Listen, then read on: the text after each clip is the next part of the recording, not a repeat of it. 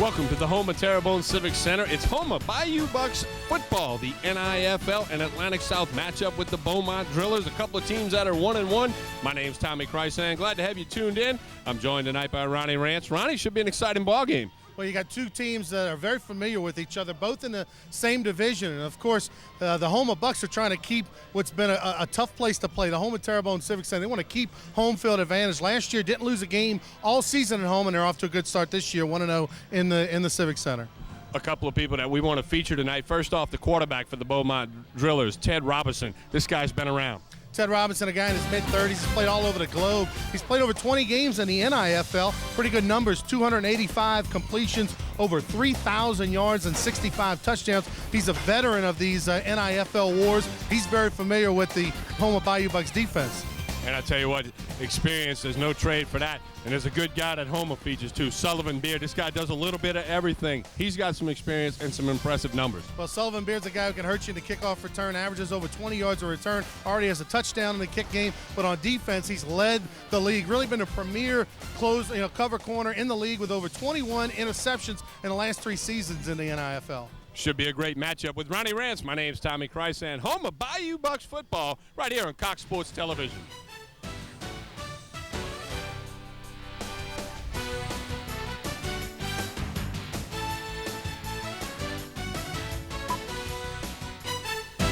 To the Houma Terrebonne Civic Center with Ronnie Rance. My name's Tommy Chrysan. We got some Houma Bayou Bucks football for you, brought to you by Terrebonne Parish. The Department of Cultural Resources and Economic Development would like to let you know that they're a community steeped in its roots and culture, but engaged in economic growth and planning for its future. For more information, go to tpcg.org.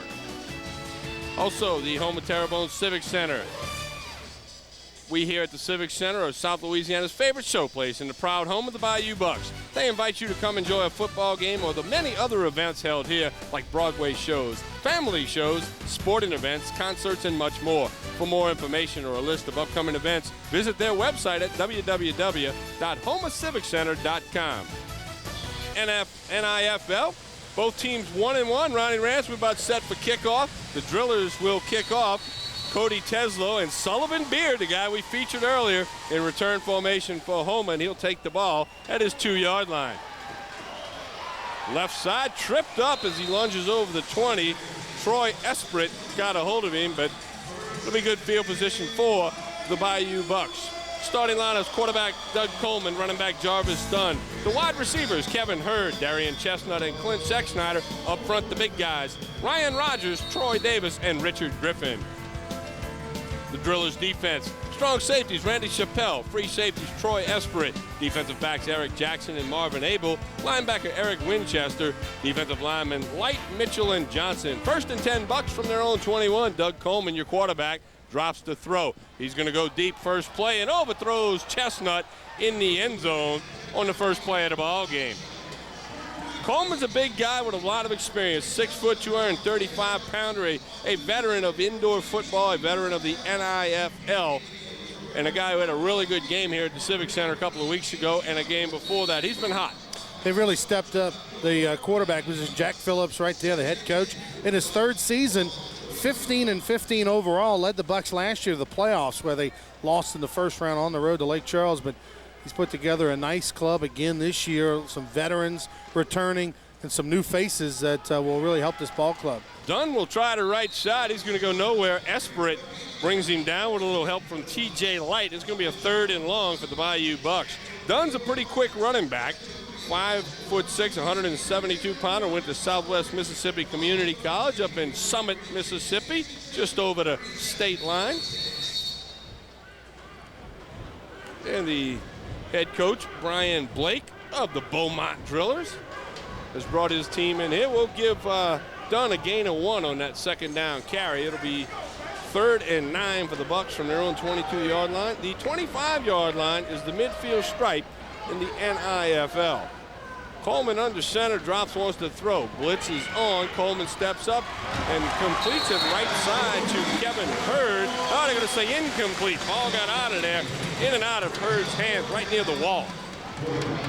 Yeah, they called it, that's an incompletion. It looked like when we saw it live that it was a completion and a fumble. We're not going to be able to see that right there unless you have Superman eyes, but He's a bionic eye for that one. It looked like there that that Beard caught it and then fumbled, but the official close to the plate said incompletion. Well, you don't punt. You either kick a field goal or go for it. And the NIFL, Chris Stropolo, was on to try a 43-yard field goal. Email will hold. A left footer puts it up. It's long enough, but it's a little wide left, and the ball's going to be a touchback. But we do have a penalty flag down near the line of scrimmage, so hold the phone. Let's see what the officiating crew has. As Strapola had the distance, but was a little bit wide left. Of course, the kicker for the Bayou Bucks, a former Nichols State Colonel.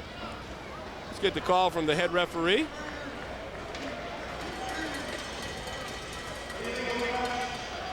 An illegal rush against the Beaumont Drillers. Get a first down. Oh, man, miss a field goal, get a first down. Huge break early for the Bayou Bucks. Very, very costly penalty. Indoor football, you know, you cannot basically blitz on the extra point. You've got to come through your lanes to try to rush the kicker. You got to go inside shoulder. Well, the ball's at midfield, which is the 25-yard line. Hurd in motion to the left. Here's a pitch to Dunn. He's going to try to get to the corner. He's going to be hit and dropped. Really nice defensive play that time by Eric Winchester, a linebacker out of Southwest Oklahoma, who kind of used his back to jam that play up. Well, Dunn, a speedy guy, you know, they run a couple of tosses with him to see if he could maybe get to the corner, but on his short playing field, very difficult to run really outside the tackle, and Drillers have done a nice job stringing out the play. And so far, 2 running plays, nowhere to go for the Bucks. We'll give him a gain of 1. A generous mark there by the official. It's 2nd and 9 for the Bayou Bucks as Coleman brings his team to the line. Coleman wants to throw, steps up, fires it. Is going to be batted around, and is that picked off by Esprit? They're going to say yes, it is. Chappelle got his hands on it. Hurd touched it for a little while. And it ends up being an interception and a turnover. A nice stop by the Beaumont Drillers. Well, it's been a tough start for this ball game for Kevin Hurd, a very good receiver. That time that ball hit him right in the face mask. It bounces around, plays a little ping pong, and Esprit comes up with the interception. Well, the quarterback for the Beaumont Drillers is Ted Robinson from Cal Poly San Luis Obispo. It'll be 1st and 10 for the Drillers from their own 14-yard line as their defense forced the turnover. The interception by Esprit. Robinson under center. He'll pitch. Right side, Sumrall is going to get a short game before he's slammed into the wall by David Dorsey. The offensive starters for the Drillers, the quarterback, as we've talked about, Ted Robinson, running back Troy Sumrall, wide receivers Luttrell, Palmer, and Freeman, the big guys up front, Mike Henry, Ron Brown, and Patterson Owens.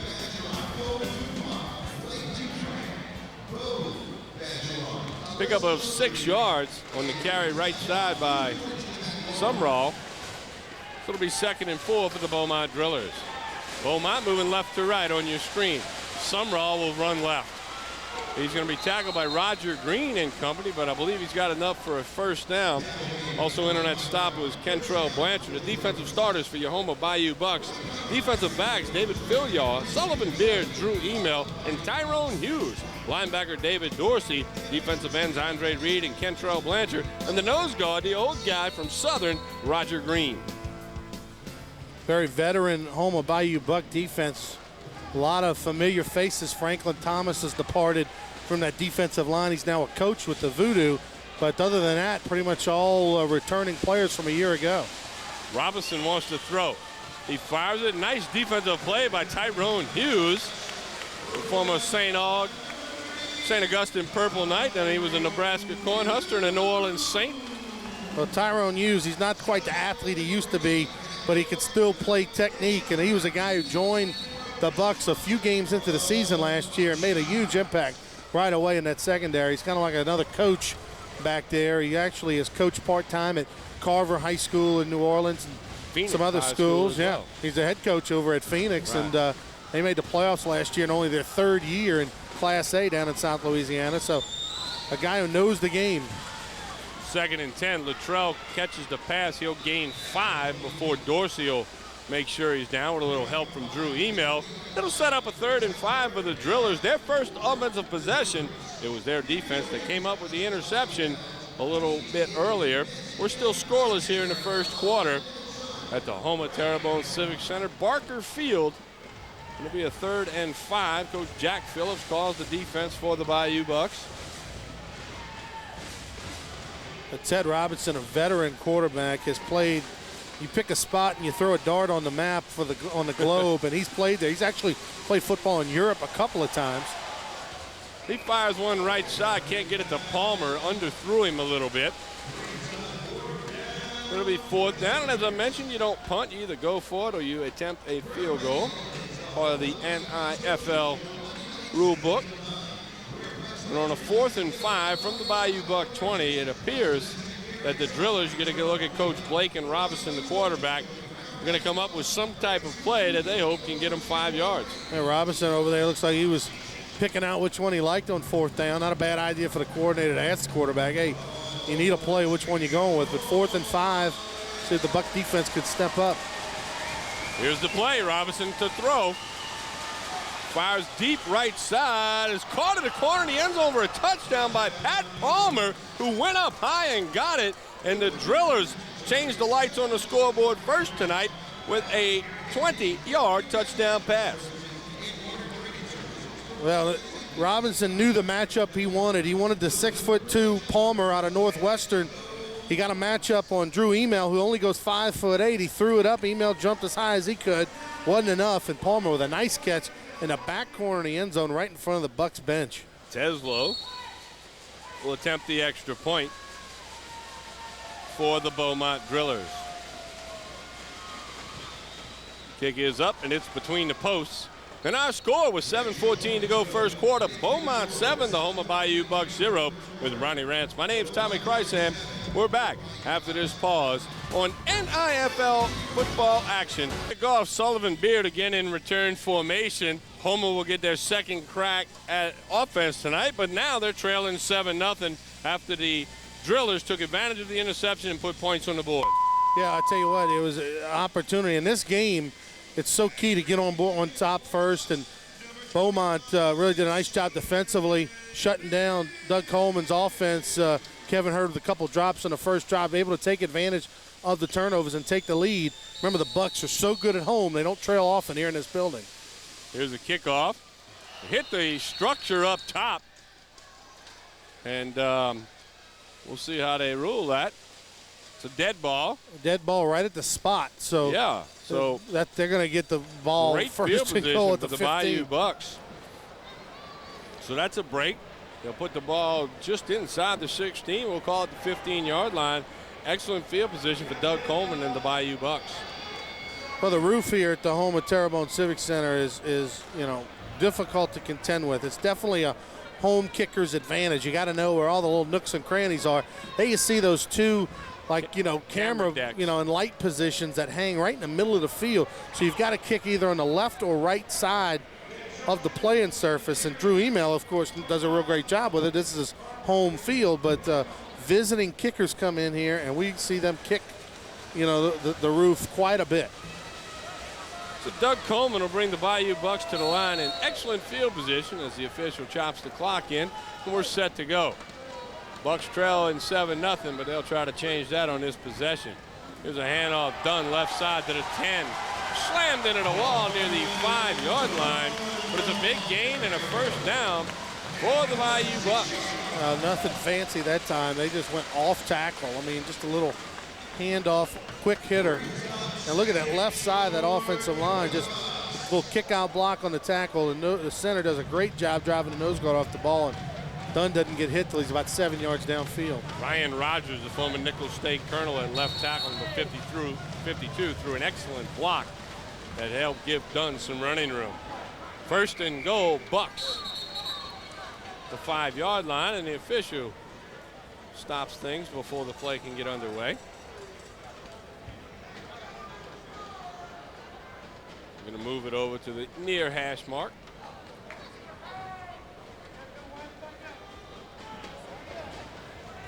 So now we're ready to go.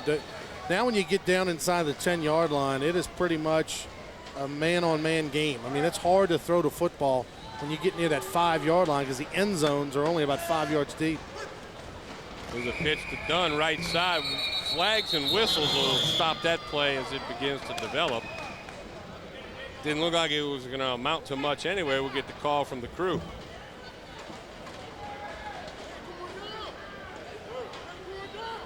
And they blew that whistle pretty quick.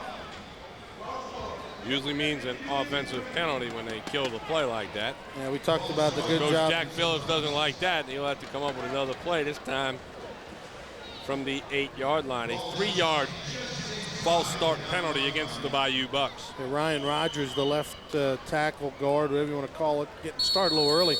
But now it actually gives Doug Coleman a little bit of room to operate if he wants to throw the football. Coleman under center. Gives to Dunn, center of the line. Breaks a tackle, makes a move, and lunges inside the 5-yard line.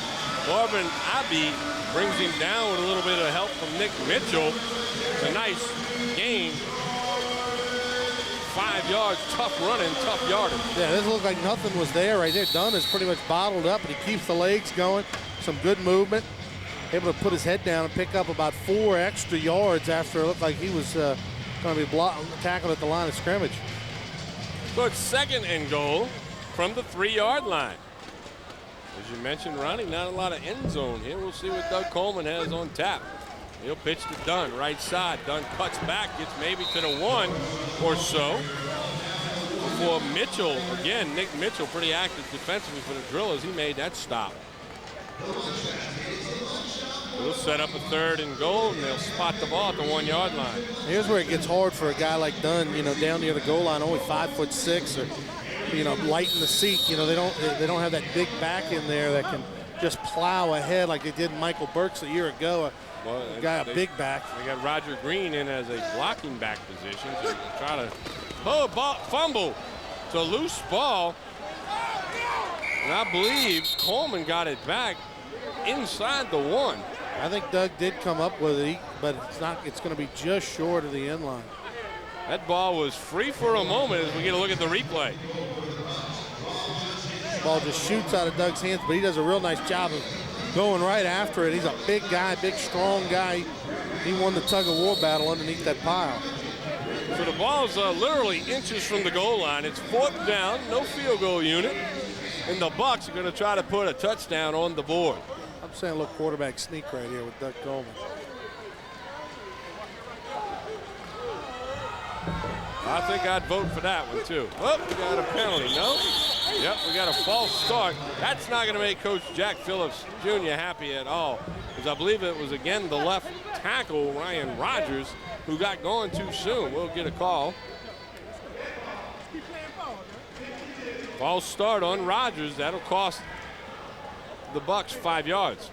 Yeah, very costly. Watch 52 right there. Just get started. That's a 2nd false start penalty in about 5 plays. 4 plays or so for Rogers. So it's still 4th down. It's still goal to go. Ball just outside the 3-yard line. The Driller defense really being tough right here on the Bucks.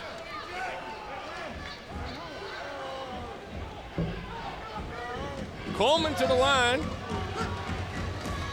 Hands off Dunn. Left side cuts, and he won't get in. Well, they're going to say he's down at the 2-yard line, so give the Driller defense some credit. In on that play was Marvin Abai with some help from his friends, and the Drillers come up with a stop down deep in their own territory. That's impressive. Difficult to throw the football inside the 10-yard line in NIFL. Every arena is a little different. Every end zone a little short. They've got to try to throw the football. They got to try to run the football, and down inside the 10, just not enough power. And the 5'6" Jarvis Dunn is not able to plow his way into the end zone. 3:46 to go, 1st quarter. The Bayou Bucks could not get it in, and the Drillers will take over. You're watching Bayou Buck football. Bayou Bucks trailed the Beaumont Drillers 7-0 here at the home of Terrebonne Civic Center with Ronnie Rance. I'm Tommy Chrysan. Ronnie, Ted Robinson brings the Drillers back onto the field from their own 2-yard line after a great job by their defense. An impressive start for Beaumont in this game. Sumrall going to try to run right. Barely gets back to the line of scrimmage before Andre Reed can bring him down with a little help from Corey Johnson. Somebody needs to take over the momentum for the Houma team. Yeah, you're right. It's going to have to be the defense. I mean, you're talking about a veteran unit, a very good unit that the Bayou Bucks have, one of the better defenses in the NIFL. And right now, they need to spark the offense because Doug Coleman's got a couple of drops. They've had some penalties, some fumbles. They need that defense to get this crowd going and spark the offense a little bit. 2nd and 10, about 3 minutes to go, first quarter. Pass right side is incomplete. Tried to get it to Pat Palmer. It'll set up a 3rd and long, so the first 2 plays are good for the Bayou Buck defense. You see Ted Robinson last year with the Lake Charles Land Sharks, and he'd like to forget the 2 games he played against the Bucks because Bucks swept the Land Sharks during the regular season. He did not start in the playoff game, and was a guy who really saw green and blue in his sleep last year. 3rd and 10. Robinson's hit as he threw. That should be a penalty. Incomplete. Coach Jack Phillips Jr. wants a flag. Robinson's still down on the turf. I believe they're going to rule that because he was hit was why the ball did go into no man's land, but take a look here in the replay as he gets a lot of pressure. Remember, that's that back. He cannot hit that back wall. It looks like Reed got to him first. Sullivan Beard wanted a penalty for intentional grounding, but I mean, there was a player, Troy Sumrall, was kind of in the area if you really want to go after. It's about to get real interesting, Ronnie. There's not enough room to kick here. Robinson going to go off the field. He's grabbing the left side of his stomach, his ribs. Remember, he took a rib shot. He landed right on that side. By rule, they put the ball on the 4-yard line, so there is a little room for Teslo to kick. Remember, he kicked the roof last time.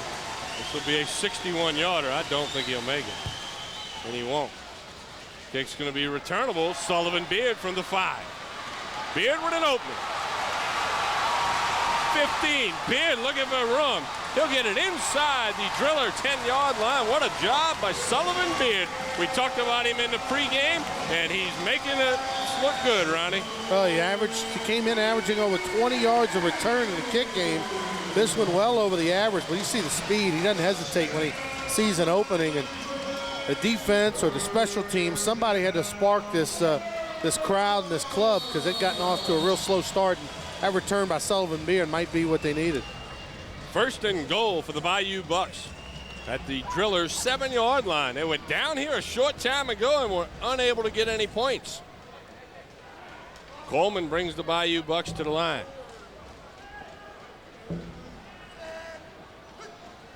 Coleman to throw. Coleman looking for Chestnut, incomplete near the goal line, was broken up by Troy Esprit. It'll be 2nd and 10 as we approach the 1-minute mark here in the first quarter. Coach Phillips looking at his play card. He'll come up with something on 2nd and goal from the 7-yard line.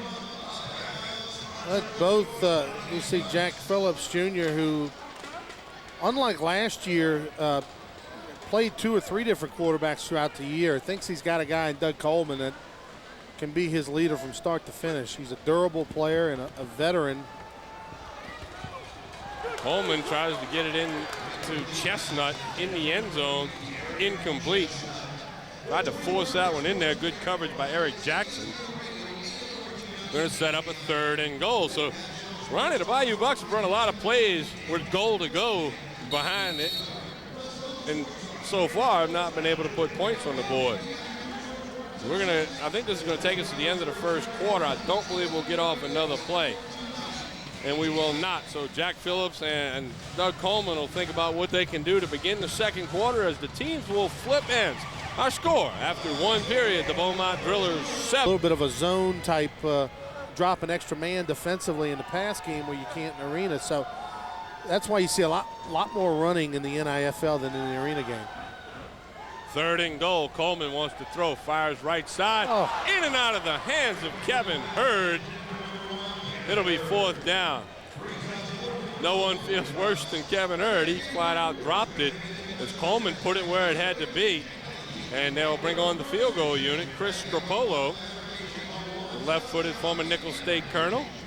He'll come on to attempt to get some points on the board for the Bayou Bucks. Well, number 1, Kevin Hurd out of Southern Miss is a veteran football player, a very good football player, the best receiver on his team.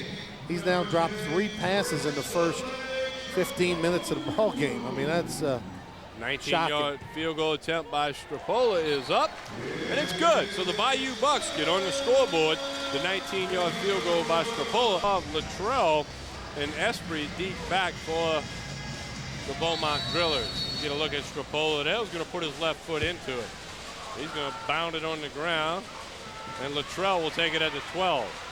Looking for room. He's going nowhere because he is wrapped up and dropped by Clint Scheck-Snyder. Scheck-Snyder, a local fan favorite out of Vanderbilt Catholic High School. Went to Rhodes College, but he grew up here. Always a lot of fans. Rhodes College up in Tennessee. So the Drillers will get it at their 16-yard line, and they will play 1st and 10 from that point. The Drillers do lead the Bayou Bucks 7-3. We're just underway in the 2nd quarter. New quarterback in. Roland Hayes is in at quarterback for the Drillers. Left-hander fires it, batted away by Green, caught by Sumrall. It's tackled by. Wow. Well, Roland Hayes, a 5'11", 185-pounder from Alabama A&M. He's in at quarterback. As you get a look at his left-hander. Well, it's not the immaculate reception, but no. but it's kind of crazy like that nonetheless. Andre Reed batted it. Sumrall caught it, and Roger Green right there to make the stop. But what turns out is a 4-yard gain. Well, and this is the 2nd week in a row the Bayou Bucks have knocked the starting quarterback of its opponent out of the game. Hayes throws one over the middle that is caught by Chad Luttrell inside the Buck 15. Beard makes the tackle, but it's good enough for a Beaumont 1st down. Roland Hayes listed on the roster as a running back, 5'11", 185 pounds out of Alabama A&M. Just kind of throws this ball in the Bermuda Triangle. There were about 3 or 4 Buck defenders around there, but a nice catch by Chad Luttrell, who just went up and got it. And in this part of the country, you don't want to throw a duck like that up, man. I know there's at least a shotgun in here that'll take that thing down. I guarantee you. There's at least one. That pass isn't going to be complete that often tonight. 1st and 10 from the 12. Sumrall, nowhere to go. Reed is there to greet him along with Corey Johnson. Then it'll be 2nd down. We can only assume that Robinson, the starting quarterback, who we saw walking off the field holding his left side and his ribs, is hurt, not able to go, and so don't see him in the bench area for Beaumont. Well, they've got a running back, backup running back in there, quarterback, and it's going to be hard. You got to believe it's going to be hard for Beaumont to wrestle away to run their regular offense with the backup in the game. 2nd and 9. Sumrall will lunge forward for about 5 or so. Dorsey, Johnson there to make the stop. Also, Kentrell Blanchard, former Southern University Jaguar, makes that stop. They put the ball at the 7-yard line. It'll be 3rd down and 5 for the Beaumont Drillers. It's going to be a long night for Troy Sumrall. He's just getting started, but he's going to carry the load. 5'10", 205 pounds. Played college ball up in Natchitoches. For the Demons. Hayes wants to throw. He's under pressure by Reed, and he's sacked. Andre Reed. Now, there's a penalty flag down, but I think this is going to be against Beaumont's offense.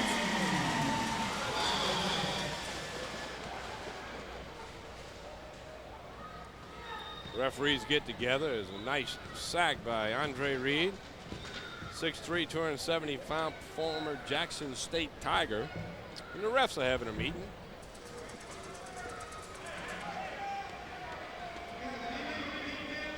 An illegal defense has been called against the Houma Bayou Bucks. This will be a 3-yard penalty. Coach Jack Phillips Jr. Well, the illegal defense call, you have two linebackers in the middle of the field, Tommy, and they have to line up 5 yards off the football. One of them has to hold his hand up and signal to the official before the snap that he's the rushing linebacker, and he's the one that's able to blitz and come after the quarterback if he chooses, and he's got to go in the A gap right between the guard and the center. The other linebacker cannot blitz and can't leave outside, can't come after him. Sumrall takes it into the end zone from 5 yards out, 4 yards out, and it's a touchdown for Troy Sumrall. That was an impressive drive, too. With the backup quarterback in the game, he throws a completion, but the penalty helped him. But Chad Sumrall is a load. He gets ahead of steam, and an arm tackle is not going to bring him down. Teslo will come on to attempt the extra point.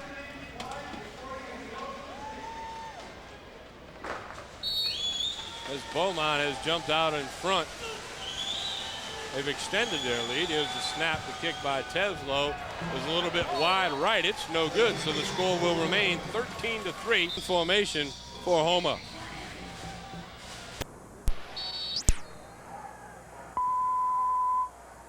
Squib kick on the ground, picked up by Richard Griffin.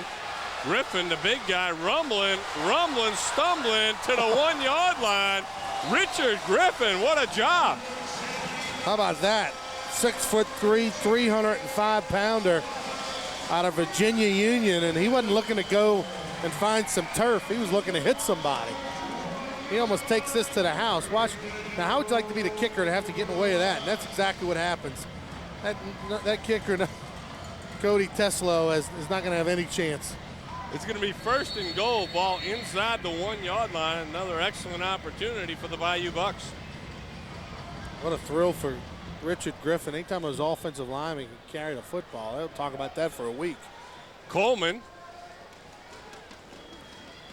hands to Dunn, who gets in. Touchdown, Bayou Bucks. The good second effort by Jarvis Dunn, and the Bayou Bucks have their first touchdown of the evening. Dunn's only got to break the plane in the end zone, and that's what he did. He initially jumped up, stretched the football out. As we take a look here in the replay, jumps out right here, contact, but he reaches out and sticks the football out. As soon as he does, the side judge rules touchdown. Stropolo on to attempt the extra point. Drew Email will hold. Stropolo will try to make this a 3-point game.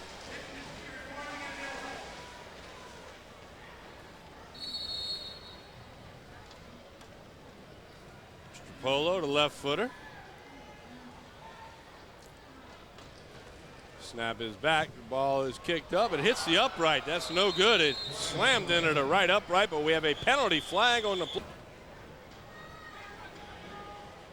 The moving post. Yeah, there's. Adds a degree of difficulty.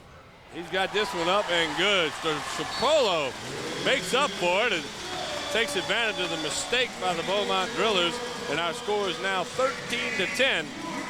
3-point ball game, a low-scoring game. On March 20th, Houma put 48 points on the board against Lake Charles, so they're certainly capable, and Doug Coleman can do it. He actually put 50 points on the board on the road against Tupelo back on March 12th. That was a game which Coleman had 5 touchdown passes in. Kickoff by Stropolo, picked up by Luttrell at the 6. Luttrell going to be stacked up into the wall on the far side. David Filyaw makes that stop. And we'll get another look at the Beaumont Driller offense. And yes, it is Roland Hayes still in at quarterback. He took over on the last possession for the injured Ted Robinson. We'll see what the left-hander Roland Hayes can do with possession number 2, 1st and 10 from midfield.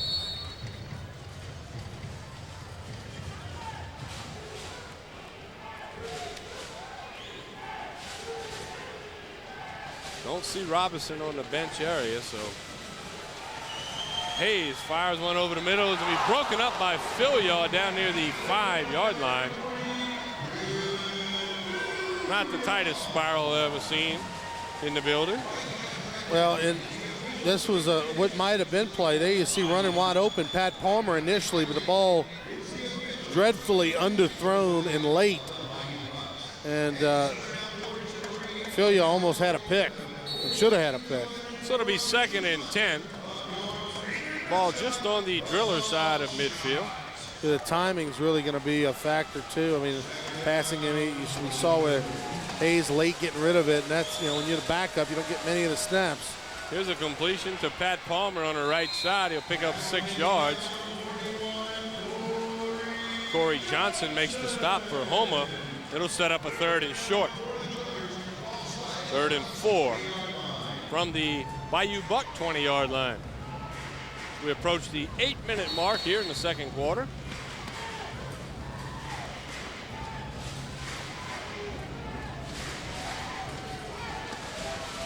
Big 3rd down play. As they go back to their big back. Sumrall running room, 1st down and more. He gets it all the way down inside the 10. Tyrone Hughes and Sullivan Beard bring him down, but he gets to the 6-yard line. That's a 14-yard gain, and it'll be a 1st and goal situation for the Beaumont Drillers. A nice lead block for the fullback, 55, Nick Mitchell, a defensive lineman and a teammate of Philiar's from Northwestern. He goes 6'2", 250. They're just playing power football right now. Sumrall again, right side, going to get it down close to about the 2-yard line before Dorsey makes the stop along with Johnson. It's not the most entertaining brand of football, just watching them run it play after play, but it keeps the clock moving, and when you have the lead, that's important, and you got your backup quarterback in there, and you're able to get 5-6 yards a clip. That's pretty good stuff by your offensive line. 2nd and goal from the 2-yard line. Sumrall left side, touchdown Beaumont. He just plowed ahead and took it into the end zone. And that is a demoralizing drive for the Bayou Buck defense, because they just lined up and played power football, and Houma couldn't stop them. You get a look at just the power on the left side, lead blocker, and a line opening a hole and plunge into the end zone. The fullback, Nick Mitchell, he just destroyed some people on that drive. He's not getting a lot of pub. He's a 6'2", 250-pound fullback, and he is hitting some people. 2-point conversion attempt here. 19-10, going to try to make it an 11-point game. Hayes under center. Pitches to Sumrall left side, spinning and turning in there for the 2-point conversion. So they convert, make it 21-10 with 6.5 minutes to go second quarter. And that was an impressive drive, as you mentioned, Ronnie, by the Beaumont Drillers. Nothing fancy. They just stuff it down in there. So we've got 6 minutes and 31 seconds to go. 21-10, Beaumont on top of Houma. Through hard work and Beard gets it back out to the 22-yard line on the kickoff return, and Doug Coleman in the offense going to get another crack at it. Jack Phillips Jr. going to talk to Doug, get some plays in there.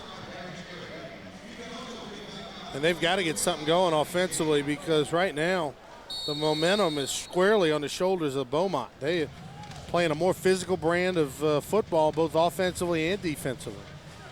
We'll see what Coleman can do. 1st and 10, Bayou Bucks from their own 22-yard line.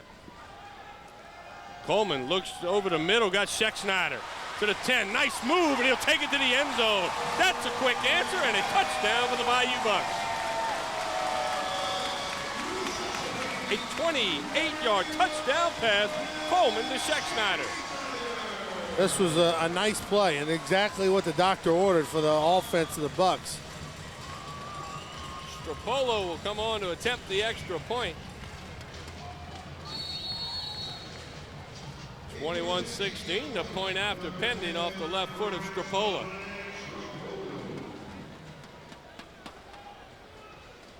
Email will hold. The kick is up, and it is between the posts. 21-17. Ronnie, we only had 7 points scored in the bit. They like that quick touchdown by the Houma Bayou Bucks.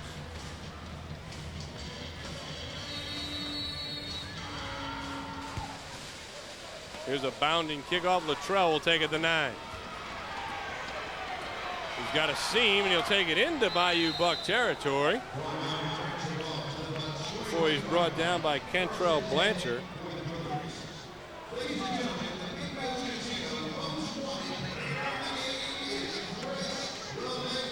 So it'll be 1st and 10. Beaumont at the Houma 21-yard line. Roland Hayes still in at quarterback. I would assume Robeson done for the night. Yeah, he might have cracked a rib or fractured something. I mean, if it would have been something minor, you would think he would have been back in by now, but he's not. So they'll see how they can do with Hayes, who has done well so far. He has, and Hayes lends a different dimension. You know, Robeson, much more of a traditional pocket passer, whereas Hayes, the guy, can move around pretty good back there. And he's going to have to move right now because he's in trouble. And he throws it incomplete as Roger Green and Andre Reed slammed him into the wall right in front of the crowd that's right down there in the heat of the action. And they're going to say incomplete. They're going to say he got it away. Yeah. Well, that was another job right there with athleticism and a smart heads-up play just to get rid of the football and not take the sack. If that had been Ted Robinson, it probably would have been a sack, but that time Hayes with enough you were talking about his mobility, and we saw a little bit of it on that play. Doesn't quite remind me of Fran Tarkington, but a guy nonetheless who maybe Michael Vick a little bit. Oh yeah, they're both left-handed. Ball batted up high, and it's going to be picked off by Philyaw, who went up and got it. And that momentum, Ronnie Rance, has swung around after that quick hit and touchdown for Coleman and Schexnayder. Now an interception by David Philyaw. And the Buck offense going to come back out. A little tug of war for the ball down there, but well, the Drillers are fighting for it here. Take a look at the replay. A little jump ball. It's tipped up in the air. Philyaw goes and gets it. Take a look at it from another side. He goes and gets it, and then Luttrell comes in, tries to take it away from him at the end, but it was clearly an interception by Philyaw. Good job by Philyaw, the former Troy State Trojan. So the Bucks will get it at their own 19-yard line, and they'll play 1st and 10. Scored in one play on the last drive. We'll see what they can do here. Coleman going deep. He's got Hurd. Touchdown for the second consecutive possession. Coleman throws a TD pass. This one is good for 31 yards to Kevin Hurd. Yeah, it was the prettiest play of the night, too. And Kevin Hurd, who needed that one. He dropped 3 passes earlier. He's an excellent receiver, played his college ball at Southern Miss and was a good player in college. But this is an excellent pass by Doug Coleman. Put some touch on it. And he had to get it there in a hurry because Troy Esprit was closing in on Hurd. But excellent play. It only took them 2 plays to wipe out an 11-point deficit. And if Strapola can convert the PAT, they'll lead by 3. Great thing about the NIFL, you can score so quickly. You're never out of it in this wacky game. He does his job, and they've scored 50 points in their first game, 48 in the second, and now have quickly put 24 on the board. We still got 4:02 to go here in the second quarter. Strapola ready to put his left foot into it.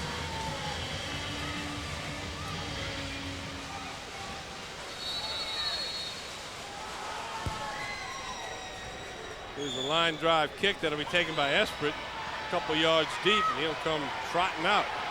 He's going to be hit and wrapped up by Schexnayder, his second tackle of the night on special team. Good job by Clint Schexnayder. What is that? You know, in the rodeo, they have calf roping, right? Where they jump out, tackle them around the neck, and pull them down or something. Steer wrestling. I don't know. I don't watch a lot of rodeo. Yeah, me neither. This kind of looks like it, I huh? heard somebody say steer wrestling one time. He just kind of wrapped him up around the neck and then drug him to the ground.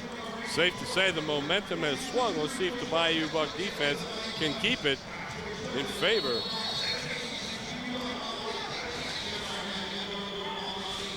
Hayes at quarterback took over for the injured Ted Robinson.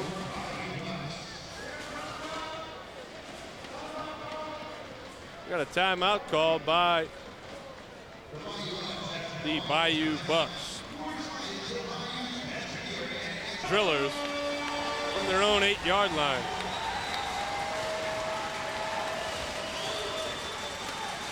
Hayes hands off to Sumrall, and Roger Green's right there to drop him after a gain of 2.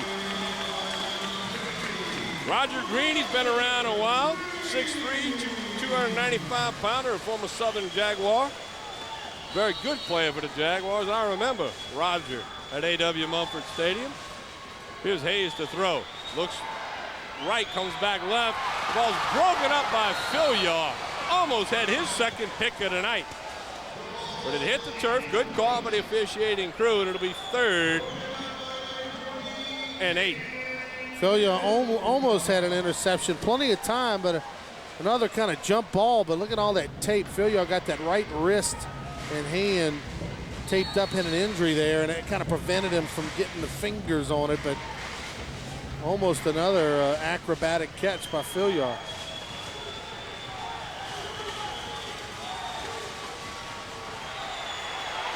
Here's Hayes scrambling. He'll be brought down. Late penalty flag flies in. I think you're going to get a face mask maybe against Blanchard. Dorsey kind of made the stop. Tyrone Hughes watched him make the stop. Tyrone never did like to hit a whole lot of people. He was more of the speed cover guy.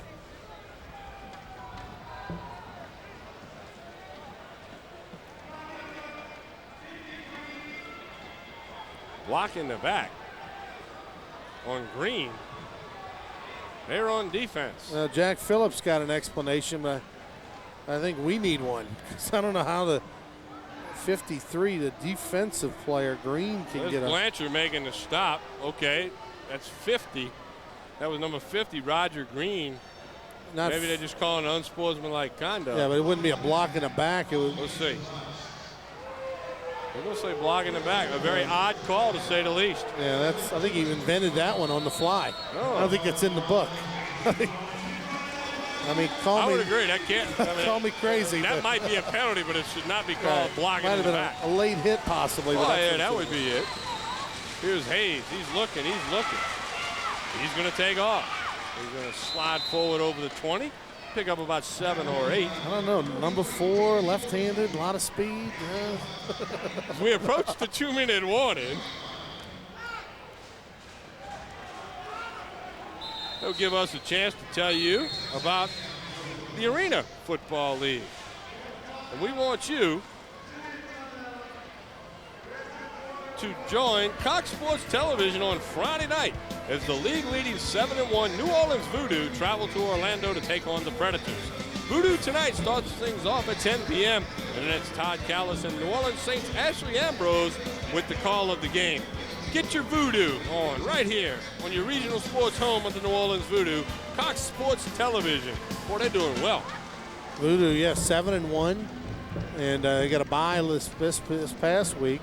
In fact, in a couple of week, couple of weeks they'll be playing at home against the Columbus Destroyers. Mm-hmm. You know who the president of the Columbus Destroyers is?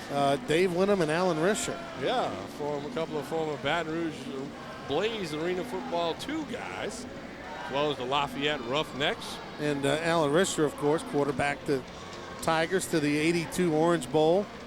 See, but only 1-2 against the Green Wave. If you're going to talk Orange Bowl, I'm going to say Alan. Thoughts and comments on his way to the dressing room. And I'm glad that they've come back to take the lead, because I was kind of worried about that at first. So we're going to talk to Coach Phillips on his way to the locker room with a shutout. But you're a lot bigger than Jack. So. Right. Jack's still talking about that block in the back call, I think. Yeah, I think that's exactly what he's talking about. Yeah, because there isn't a rule that says a defensive player can get called for a block in the back. The only way that's even possible is on an interception return when he kind of becomes an offensive player. So maybe a late hit, that's the only thing that we could see, but it wasn't called that. And he had 2 chances to clarify the call. So Jack Phillips a little puzzled as we are. We're back to the action here. 2nd down and 3. Sumrall is going to get 1. So it'll be 3rd and short. David Dorsey, the former Tulane Green Wave linebacker, makes the stop. David Dorsey, a physical type player, 6'2", 235-pound linebacker. Flows to the football, and of course he's in there not playing tonight is Tim Betts, number 8, starting linebacker, a good one. He's out with a knee injury today. Sumrall carries left side. He gets the first and much more. Yeah, Timothy Betts, when I was here a couple of weeks ago, he made tackles all over the field. Yeah, he's a very active defensive guy, and the Bucks do miss him. He's their starter and leader on the defensive side of football, signal caller, but he's out, and saw him talking to the team doctors and trainers before the game. And kind of hard to tell how long he'll be out, though. Sumrall picks up 9 and sets the Drillers up with a 1st and goal from the Buck 9.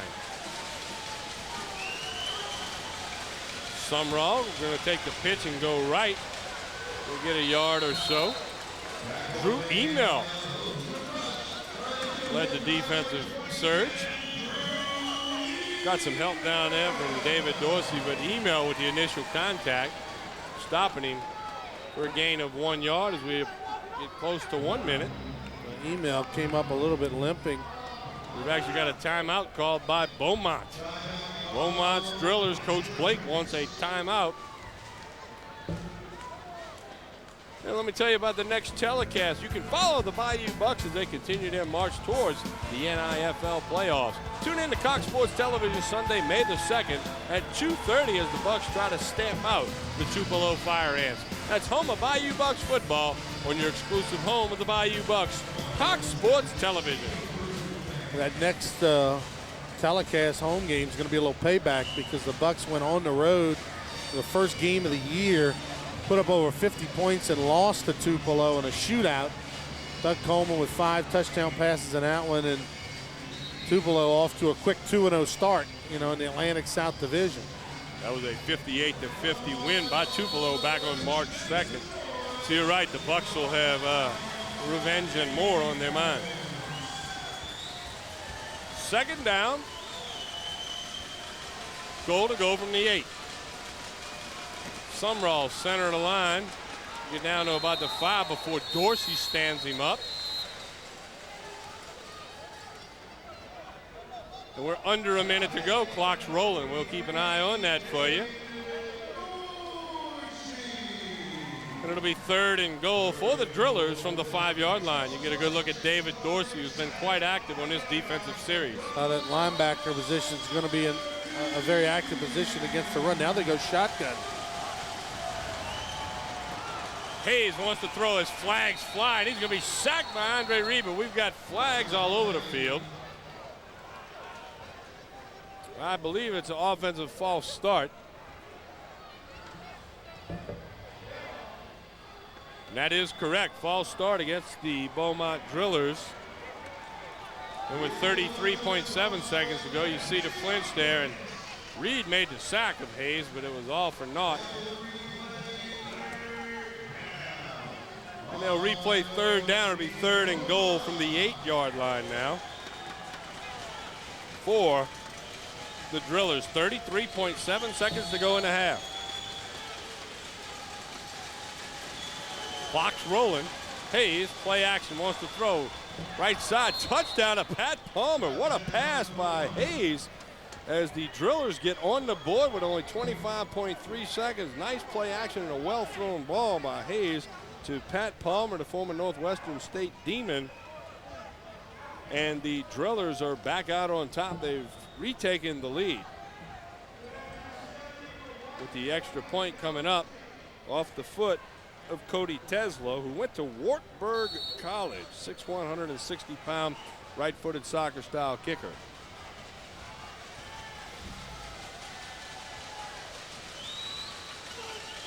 Snap is back, the ball is down, the kick is up, and it's between the posts. So our score now is the Beaumont Drillers before coming home to take on the Tupelo Fire Ants. Bayou Bucks 1-1, trying to get above the 500 mark tonight.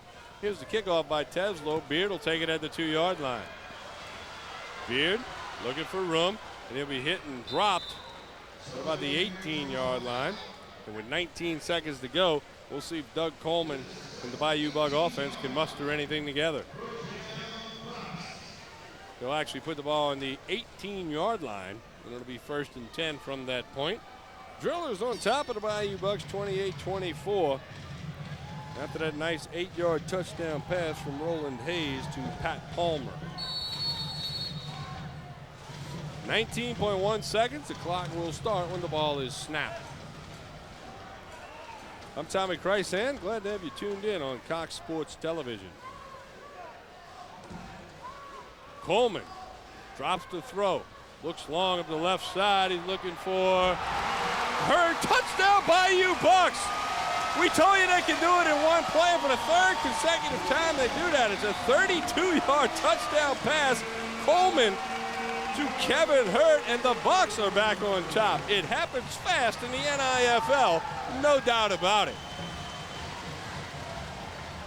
What a pass by Coleman. You see him set his feet, throws the ball, and Hurd doing a good job to catch the ball and take the blow at the wall. Nice job by Kevin Hurd.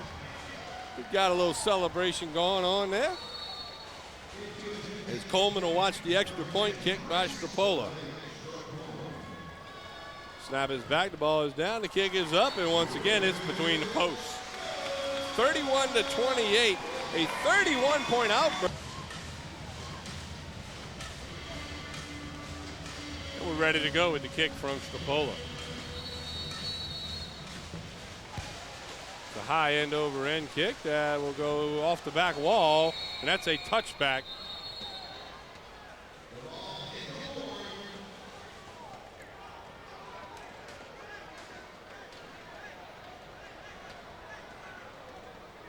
Jack Phillips again going to talk to. Let's go down to Ronnie Rance.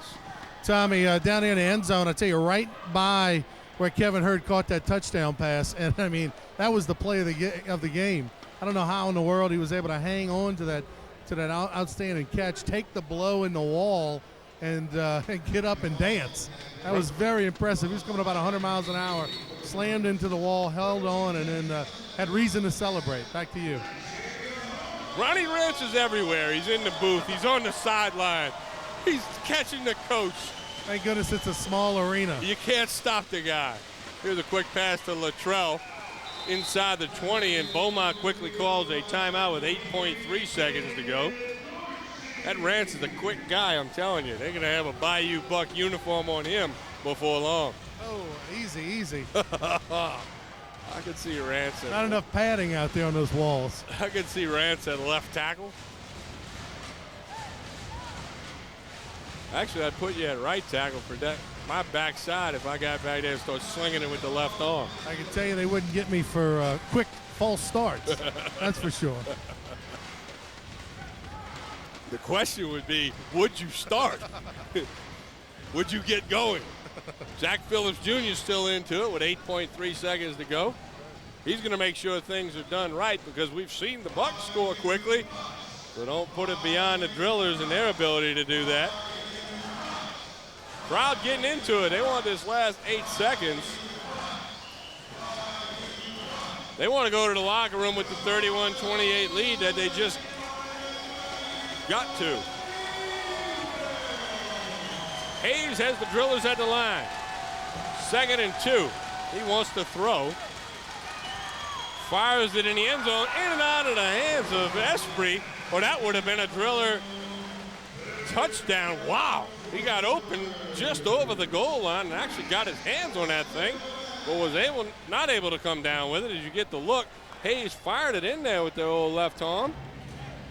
A little bit wobbly. That might have had something to do with the drop, as Filio was right there to make some contact as well. And we're going to get a field goal attempt now of 28 yards by Teslo. And he's going to try to tie this thing at the halftime buzzer with 3.7 seconds to go. Snap is back, the ball is down, the kick is up. It's long enough, but it's no good. He missed it to the left. We have reached halftime, and the Houma Bayou Bucks with a 31-point explosion here in the second quarter. They trailed 7-0 at the end of one. They now lead 31-28. As we're going to get you downstairs momentarily to the Houma area.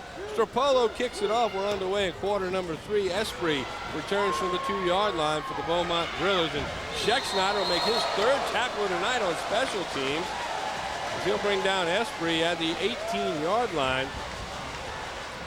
81 Schexnayder has been a demon on special teams. He's kind of going unblocked down the field and does a nice job tracking Esprit from behind and preventing a long return. A little player into the Indian nachos. And I tell you, if the ball goes in the stands, you can keep the ball, but if the player goes in there, you got to give him back. Especially if he lands in your chicken wings there in the box seats. That's never a good thing. The box seats with lots of good food. We can make it on out to a Houma Bayou Buck game if you haven't already. 1st and 10 Drillers from their own 19-yard line, we'll call it. Just underway, 3rd quarter. A quick toss left side to Latrobe. I think that's going to count as a pass. It looked like it went about maybe a yard or 2 forward. That was crazy. He threw it underhand like a toss back to a running back, but then I think he threw it forward. Chad Latrell, a wide receiver, 5'10", 185, went to Henderson State, Henderson, Arkansas. He picked up 8 yards on that play. Odd-looking play, but it gained 8. Might want to run it again. Penalty flags fly as here's Sumrall running left, and he's greeted on the other side. They're going to get Palmer for a false start. He was the receiver in motion, but was well past the line of scrimmage before the ball was snapped. Roger Green, Andre Reed over there to make the stop. Might decline this one. Now let's see. It would bring up a 3rd and about 1. So now I think you do take the penalty here for Jack Phillips Jr. It'll be a 3-yard penalty. So that's the right call by Jack Phillips Jr. No doubt about that. As you get a good look at Jack, had his halftime instruction and working hard at it here in the 3rd quarter. Jack Phillips has done a nice job, and this year has taken on more duties in the offseason in the front office. So he's been busy ever since the end of last year getting this team ready. You know, Jack Phillips is a good guy. I've come to know Jack over the years in the indoor football and my broadcasting and the different radio and TV stuff, and he's a good guy to be around. He's fun. Well, he's had experience just, pretty recently as a player, going back just about 5 years ago with the indoor game, and then coached with the Memphis Explorers in their AF2 league, and then has been a head coach here last 3 years. Jack played college ball at Alcorn State, right? I believe so. Here we go on 2nd down and 5. Sumrall runs left. Roger Green again makes the stop on the far side into the wall. A little bit short of the 1st down. It'll set up a 3rd and short for the Beaumont Drillers.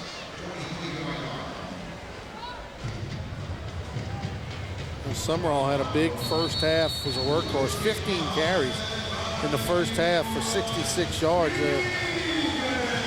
Had 4 for loss, so he had just over a 4 yards a carry average, which is a big number in the NIFL. Here's Sumrall again. He gets the 1st down and then lunges forward for a couple of more yards before Reed can bring him down. Dorsey hit him first, but Sumrall does get the 1st down for Beaumont.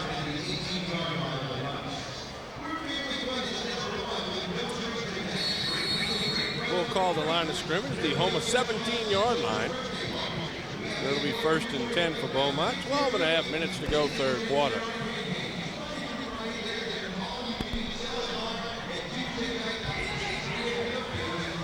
Quarterback is Roland Hayes, 5'11", 185-pounder, and he wants to throw. Looking for Palmer in and out of his hands in the end zone. Coverage provided there by Sullivan Beard, and it's incomplete. Hayes throwing a few better passes. It looked like he had to get warmed up or something. Yeah, well, he probably did. He just got thrown into the fire. A few wobblers in the first half, but he was pretty accurate. And that time, not a bad pass, but Sullivan Beard right in Palmer's hip pocket. So that'll set up a 2nd and 10.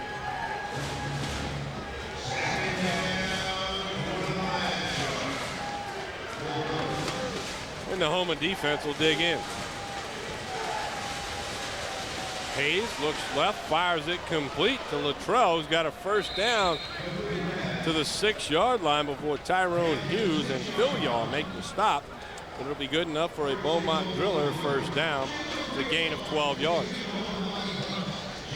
Hayes is getting hot, and he's not getting a lot of pressure. You know, that defensive front for the Bucks, he's taking a deep drop, and he's getting a lot of time to throw the football. So it's first and goal. Beaumont from the Houma 6. Bootleg went the wrong way, and he's going to be sacked. Sullivan Beard making the play, and the sack of Roland Hayes. It's a big loss. Well, that was a break for the Bucks. They were able to capitalize as the pressure by Beard. Hayes had a wide open Luttrell in the back of the end zone, but Beard just got in there quick enough to where he had to pull it down and couldn't find the open receiver. 9-yard sack. So it'll be second and goal from the 15-yard line. Jack Phillips Jr. calls the Bayou Buck defense.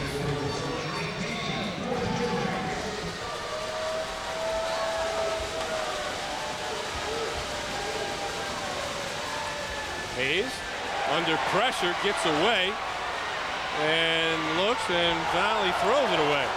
Don't know who he threw that one to. Jack Phillips Jr. wants a flag.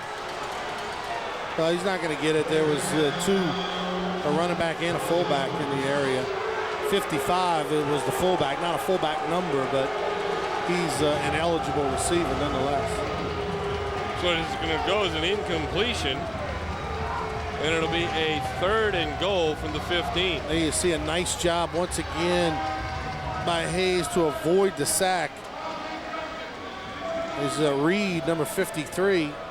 Andre Reed had a sack, missed it, and then Hayes just kind of got rid of it. But there you see the fullback, 55. That was what may have been misleading to folks. Not a fullback number, as right. You mentioned. Here's Sumrall right side, and he's wrapped up by Drew Emel, who gets him around the ankle, and that'll bring most running backs down.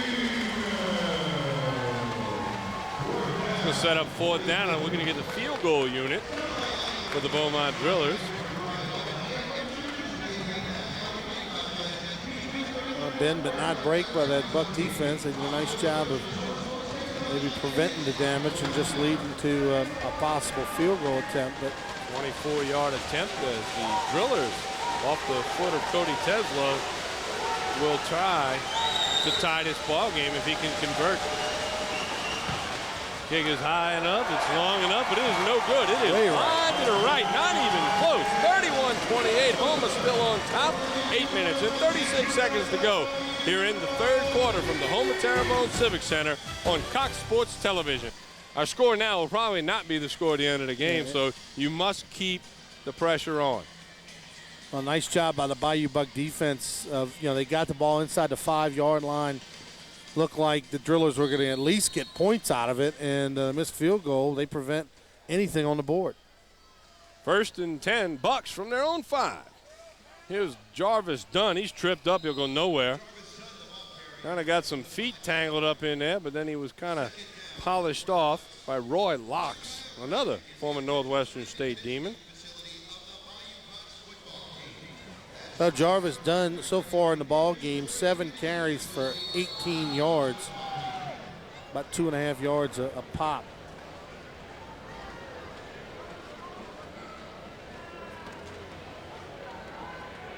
So it'll be second and 9.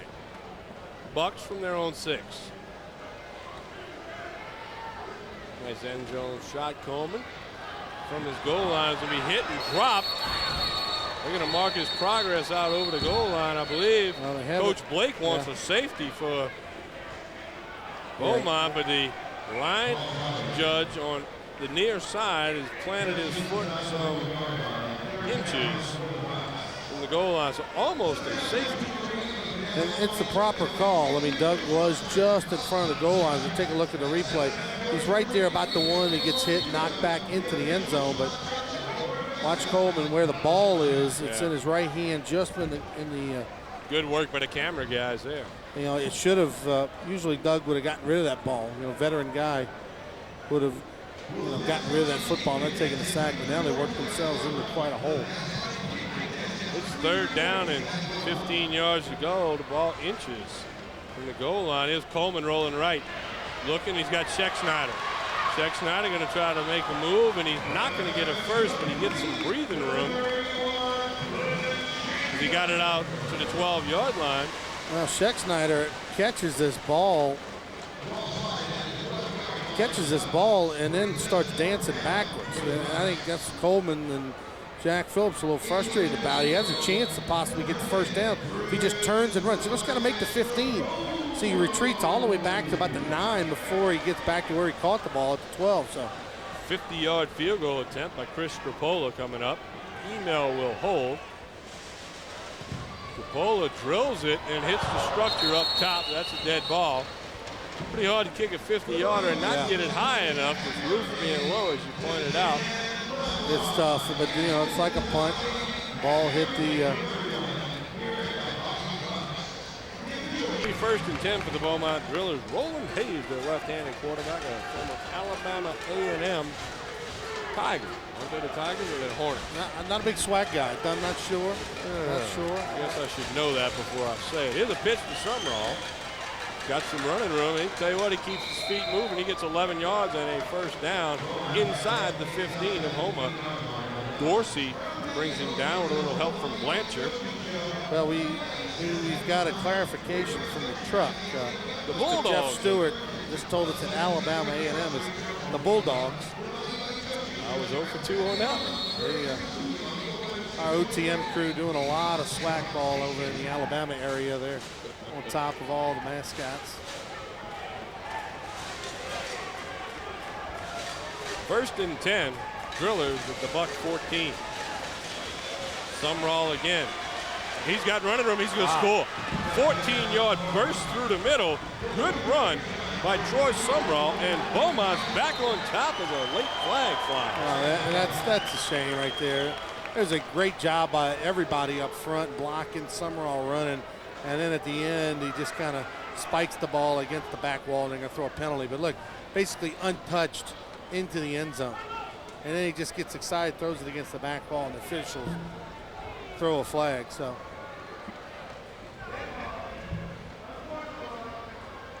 unsportsmanlike penalty called. The touchdown will stand. So it may not be the NFL, but the NIFL still the no fun league. No inside fun league.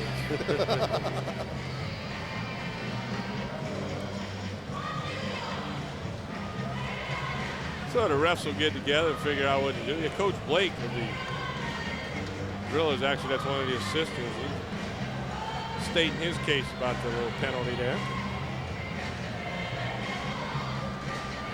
Not going to work.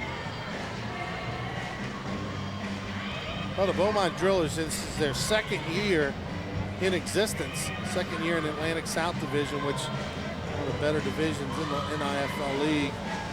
Their owner originally with the Alexandria Rangers franchise, and then in the Rangers' 2nd year, he picked up Rapides Rangers. 1 year the Shivers owned it, and then 2nd year they sold. Eventually, the ownership group moved to Beaumont. Rapides Rangers used to play in the Rapides Parish Coliseum. And they're right there just west of Alexandria, Highway 28. The home of the top 28 back in the day. I played in there. Yeah. It was called the top 20 there. Top 20 I'm there, telling right. my age right. here. Top It was 20. The top 20 when I was heard many stories about Robert Parrish playing in the Rapides Parish. I'm not that old. He played in there right after Parrish. How about that? He played in the top 20. And yes, he did. Stories go there were college. Didn't he go to Centenary, Robert Parrish? Yes, Captain Steve High School in Centenary. Here's the extra point finally by Teslo. It's good. And our score is 35-31. The Beaumont Drillers are back out on top of Houma as we've been swapping. Cody Teslo. 4:53 to go here in the third quarter from the home of Terrebonne Civic Center with Ronnie Rance on Tommy Christ. And glad to have you tuned in on Cox Sports Television, your home of the Houma Bayou Bucks. Well, Sullivan Beard in return formation. third quarter has started just like the second. First half ended with the Drillers running the football right down the Bucks' throat, and they don't seem to be able to stop it. It's up to Beard to get something going. Yard deep, and boys, he racked up at the 15. Wow. What a hit by Roy Locks. Wow. He got a little Corey Creer, I believe, is the one that, Corey Creer, the defensive back, a former Cowboy for the McNeese State program, and that's one of the better licks I've seen in NIFL football. Number 8, Corey Creer, unabated downfield by a 30-yard sprint. 5'11", 225 pounds, right in his chin. Join Cox Sports Television on Friday night as the league-leading 7-1 New Orleans Voodoo travel to Orlando to take on the Predators. Voodoo tonight starts things off at 10 p.m. and then it's Todd Callis and the New Orleans Saints' Ashley Ambrose with the call of the game. Get your Voodoo on right here on your regional sports home of the New Orleans Voodoo, Cox Sports Television. Orlando Predators, one of the premier teams in the Arena Football League. They've won a few championships over the years. 1st and 10. Bucks. Coleman looking for Hurd, incomplete down near the goal line, broken up by Troy Esprit. Then it'll be 2nd and 10. Doug held on to that football a little bit too long before he got rid of it. And gave Esprit a chance to get over there, almost intercepted it. So it'll be 2nd and 10. Bucks from their own 24-yard line. 4 minutes to go, third quarter.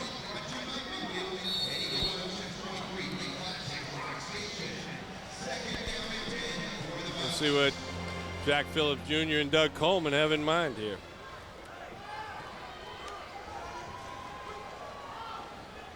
Quick over the middle to Chestnut. Got a first down. Very close to the first down before Esprit brings him down. A little bit of help from Randy Chappelle. A well-designed play.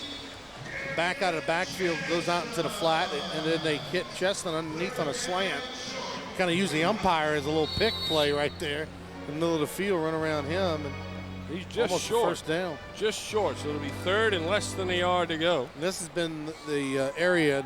Well, do you give it to Jarvis Dunn or do you throw it? They're going to go no backs right here, so maybe spread it out and sneak it. Quick pass to Chestnut again might work. Coleman looks, fires. Chestnut's got it and a first down. Good thing I wasn't a cornerback. I don't know if you could have caught that one, though. That was a ball way up in the air. Chestnut showed some real nice hands going and getting it. It's good enough for a Bayou Buck first down. You see Coleman slinging it out there. Went up, caught the ball, and took the hit, which was delivered by Marvin Abbey. So good work by the Bucks to convert on the 3rd and short. And it's 1st and 10 from the Driller 13-yard line. Darren Chestnut, 5'9", 192 pounds, from parts unknown with a nice grab right there. Coleman got time, throws, and it's going to be caught. Ball's caught inside the 5, almost picked off, bounced up into the air, and then right down into the hands of Jarvis Dunn.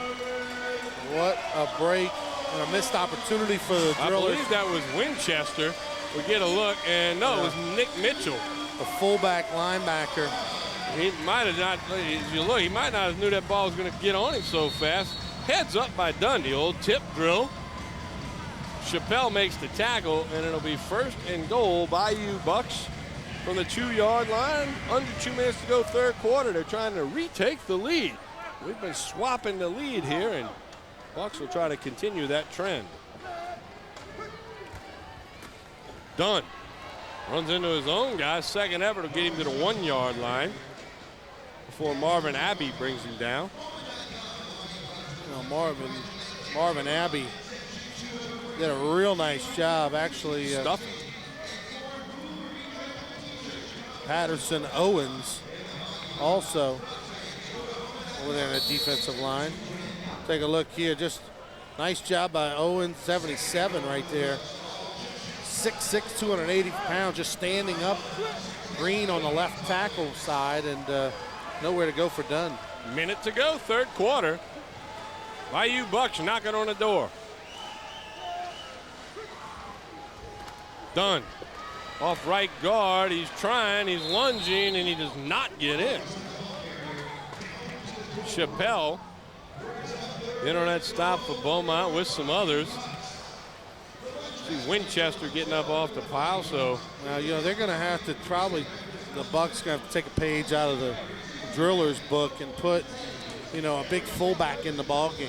You know, last year we saw Reed do that a little bit down on the goal line, but right now they're just without a lead blocker and a running back that's on the small side. They have trouble down in the red zone. 3rd and goal. We've seen them struggle in this spot. Holman bobbles the snap again. He did that earlier. He lunges forward. Touchdown, Houma. The arms go up from the near side official, and the Bucks are back in the lead. What a crazy play. Drillers are not going to be happy about this. It's not going to matter because Stropola's going to come. Coleman fumbles, recovers his own fumble, reaches out across the end line, and the official signals touchdown. And just as he does that, reaches out, it gets knocked away by a Driller defender. And the question is whether Doug Coleman's knee was down before he reached out across the goal line, but the official ruled touchdown. Well, it's been done. Here's the extra point by Stropola. He's good again. And at the final buzzer of the third quarter, 38-35, Houma back out on top by 3. With Ronnie Rand will be in return formation for Beaumont. Get a look at them checking things out. Counting to make sure you got 8 people on the field, because that's how many you play with. So Stropola's ready to go. And when he puts his left foot into it, the fourth quarter is underway. Knuckleball kick, takes a funny hop, and Esprit will take it at the goal line. Esprit looking for some running room, and David Dorsey's going to run him down far side. And the Drillers down by 3 will get the ball back. And the Houma defense, they need to come up with a stop or a turnover. They've got to stop the running play. They've got to line up. You know, Jack Phillips talked about the huge offensive line that the Drillers have, which they're massive. I mean, big guys. You know, got a couple 350-pounders up front. So they are outmanned, but they have got to try to figure out a way to stop the running game of Beaumont. Linemen get bigger every year in every level of football. Let's see, they'll put the ball, there's a little penalty going on there. They'll put the ball at the 8-yard line where it'll be 1st and 10 for the Beaumont Drillers, who now trail Houma 38-35.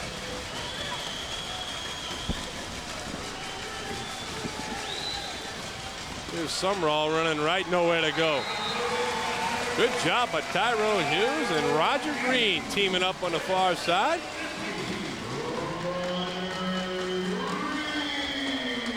No gain on the play. Summerall, I think, even lost a yard. Summerall, what a game he's having, Tommy. 22 carries, 100 yards on the night. A 100-yard game in indoor football is, I mean, I guess you can say it'd be like getting a 200-plus in there. Absolutely. I'd say about, I'd say about 2 1/4, maybe? Yeah, I'd say at least 2. Hayes fires left. Luttrell's got it. Flag flies. And Luttrell is going to be hit by Hughes and Corey Johnson. We'll see what the flag's all about.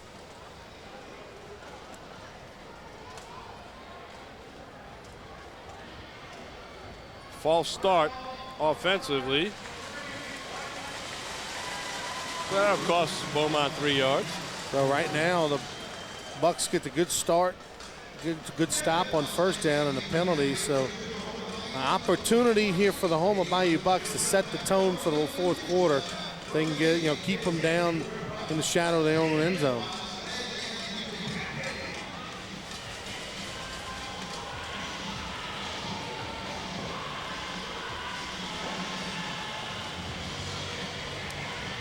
He'll put the ball down inside the 5-yard line.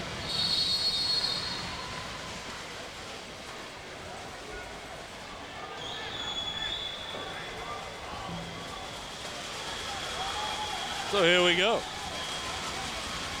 Quick pass left side to Johnny Freeman, his first call of his name tonight, a wide receiver who went to SMU, number 10, Freeman. He's got a gain up the left side.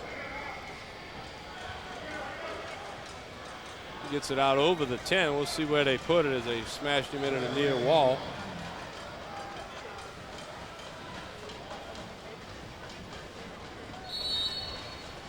That ball will be at the 12-yard line. It'll be 3rd down and 6.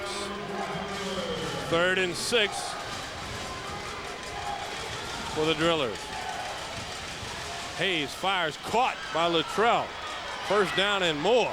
He take it up the far sideline, and Phillips has to bring him down. Sullivan Beard brings him down, and that's a Beaumont 1st down plus some. That was an impressive job by Hayes, and then Luttrell with a great run after the catch. About a 25-yard completion. All the way down to the Houma 13-yard line. It'll be a 1st and 10 from that point. And Roland Hayes, the backup quarterback, 7 out of 14 for about 70 yards and a touchdown. A little shaky on his first possession of the night, but he's been solid since. Sumrall, hole in the middle, breaks a tackle to the 5, leaps up high. And I'm going to say he's down at the 2, maybe 1-yard line. That's good enough for a 1st down or where it'll be 1st and goal. I tell you, Troy Sumrall's a good running back. I tell you what, you're right. And now he's up about 113 yards now for the ball game. Almost gets this in the end zone, gets tackled, and dives to the 1. He's really the kind of back you need in this league. You know, perfect size, at least a 200-pounder, some guy that can power and bruise and move those linebackers, especially inside the 10-yard line. 1st and goal. There's Sumrall hitting the backfield, gets away, touchdown. That's 2nd and 3rd effort. That gets Troy Sumrall into the end zone and gets Beaumont back out on top. Broke 2 tackles. The last one was Phillips tried to wrap him up at the ankles. There was going to be none of that. Just power football again, lead back. You see one of the big defensive linemen, I think it was Green, right down at the bottom, had a real chance to hit, to tackle him, but couldn't hold on. Now, why would they go for 2? Something wrong with the kicker? No, he doesn't appear to be anything wrong. But they're going to go for 2 with a 3-point lead. 11:47 to go in the game. Pitch it to Sumrall, who gets it. No signal. Yes, there's a signal from the far side. Well, somewhat of a gamble, but it is good. The 2-point conversion attempt. Let's take a look at the touchdown. Unofficially on the game. Teslo will kick off. Bucks now trail by 5. End over end kick. Sullivan Beard from the 5. Hesitates, and he's dropped at the 19. Randy Chappelle makes the stop. And with 11:37 to go in the game, Doug Coleman and the offense back out on the field.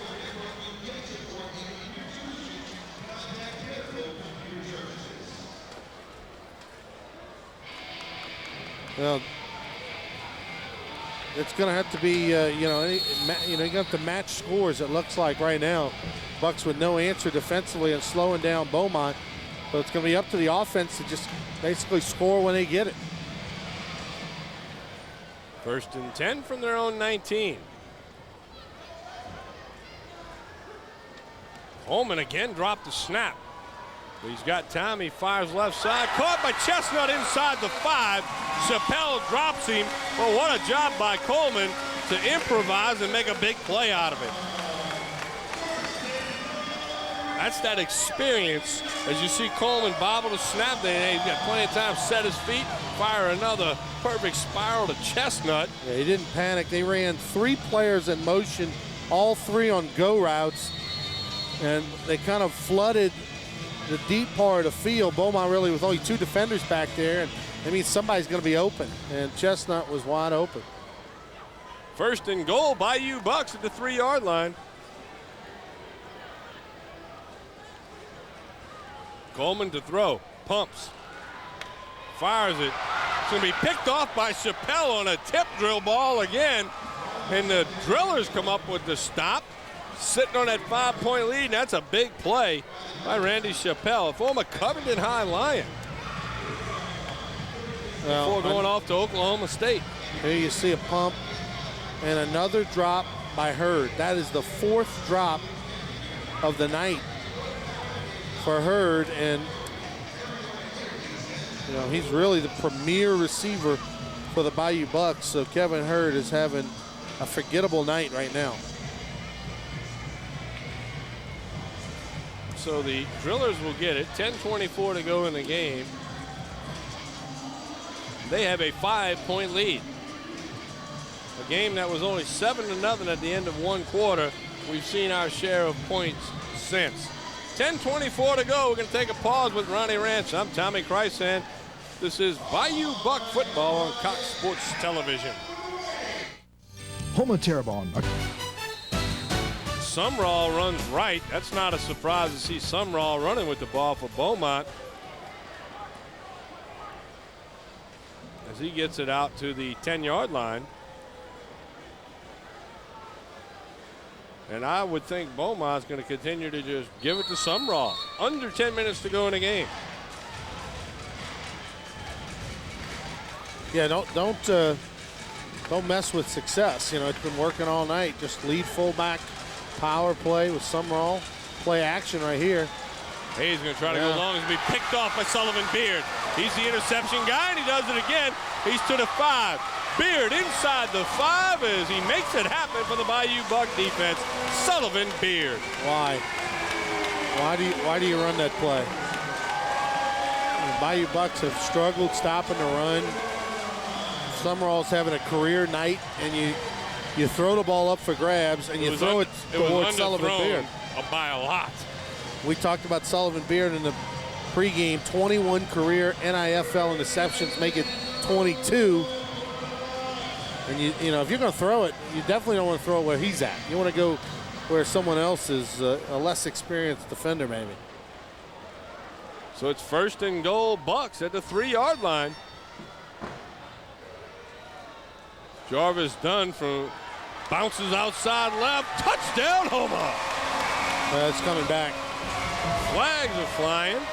They're going to get Chestnut with a hold, and he almost got away with it, but he just held on a little too long. Dunn bounced outside and dashed into the end zone, but it is holding against Houma. That time the Bucks put Roger Green, a defensive lineman, into the game as a fullback. There you see him right behind the quarterback. Coleman actually trips on his leg. Nice job by Dunn to bounce it outside, but number 80 in the end zone, Chestnut was grabbing the defensive back Eric Winchester jersey, and the official had to throw the flag. So that'll nullify the touchdown, the 3-yard run by Dunn. Holding. We'll put the ball all the way back out to the 9-yard line, a 6-yard penalty. It'll be first and goal from that point.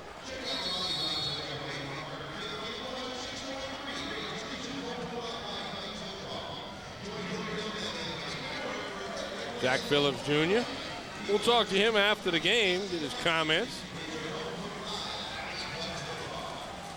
Right now he's down 5 points, but they're threatening. Coleman pumps. A rare time you'll see Coleman run, and he's belted by Winchester. Emmons Johnson had him down low, and Winchester belted him up high, but Doug's a big, strong guy. He can take it.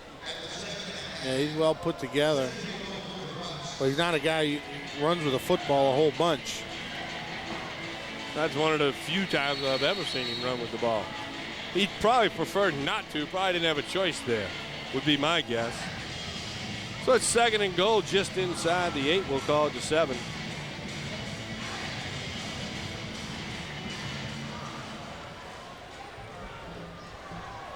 Coleman brings the Bucks to the line.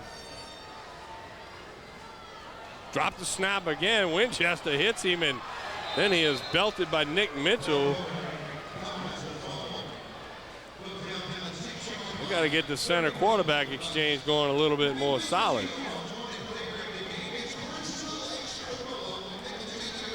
Now this is probably, Tommy, the third or fourth time at least 4 times I'd say this game where there's been a fumble on the quarter center exchange. You would think it'd be one of the simpler things to do in football, but at all levels you see it get screwed up sometimes. 3rd and goal from the 6. Down by 5. Bucks would certainly like a touchdown.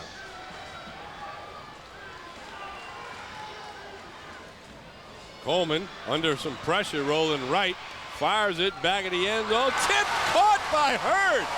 He dropped a couple right in his hand, and then he makes an acrobatic grab, tipping the ball to himself in the back of the end zone, and the Houma Bayou Bucks are back out on top. Unbelievable catch. That's one for the old highlight reel for a long time. Kevin Hurd's got 4 drops, and he's got 4 highlight reel catches. What a job by Doug Coleman to stay alive, throws it up, and then Hurd tips it twice to himself, and then leaps the wall. Leaps the wall and hurdles right into someone's nachos on the other side.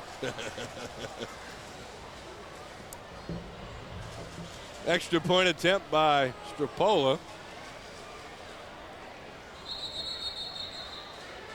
Kevin Hurd's over there. He's made new friends with the He's eating some of those nachos, with the folks in the box over there. Getting a few nachos going. Great food here at the Houma Civic Center. Houma Terrebonne Civic Center, I should say. Email will hold. Strapola will try to turn a 1-point lead into a 2-point lead.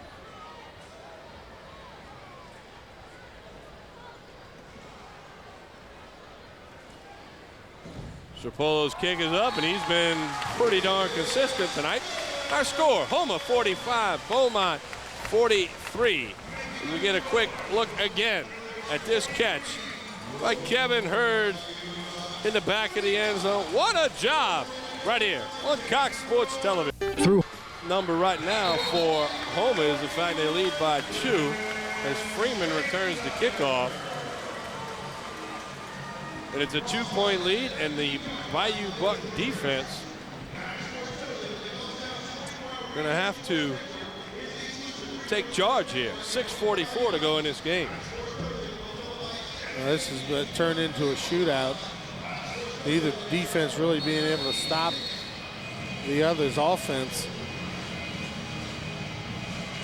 But doing it different ways. Beaumont through the ground and Bucks through the air. Last time out, Beaumont threw on first down, was intercepted by Sullivan Beer. Let's see if they go back to the run game. Roland Hayes at quarterback wants to throw again. Pumps. Now he wants to run. Fumbled the ball into the wall. David Dorsey grabbed it. What are they going to call? They're going to say he was down? Well, that official is really taking his time, isn't he? They're going to point to the ground, which would indicate he was down. David Dorsey picked the ball up after it bounced off the wall. Beaumont's going to keep it, but you can understand why Jack Phillips can get frustrated with these officials. They've been very nonchalant with their calls, not decisive at all. They'll say it's fumbled out of bounds when it hit the wall.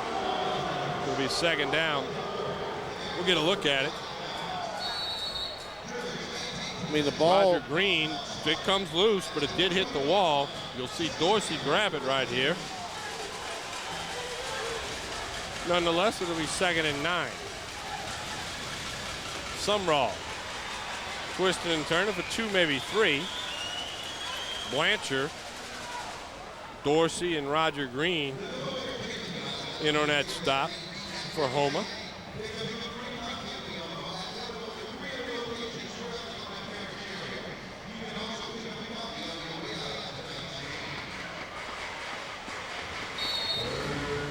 Third down, 3rd and 7.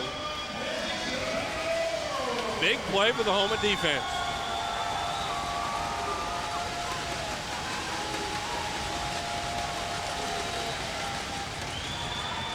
Summerall right side, won't get a first. He's stacked up short. Several Bucks over there. Dorsey, Beard, Roger Green again. 4th down. Decision time for Coach Blake and the Drillers. Do you boot a field goal to go up 1? I think they'll definitely go for it. They haven't had They're any actually going to take a timeout. I don't know if they're going to think about whether to go for it to kick a field goal or think about what play it is that they may want to run. Gotta believe they're going to go for it. They haven't had any success really in the kick game, and they're far enough away they could still possibly hit the roof, and the kicker has had trouble doing that all game. Timeout, Beaumont, as we mentioned.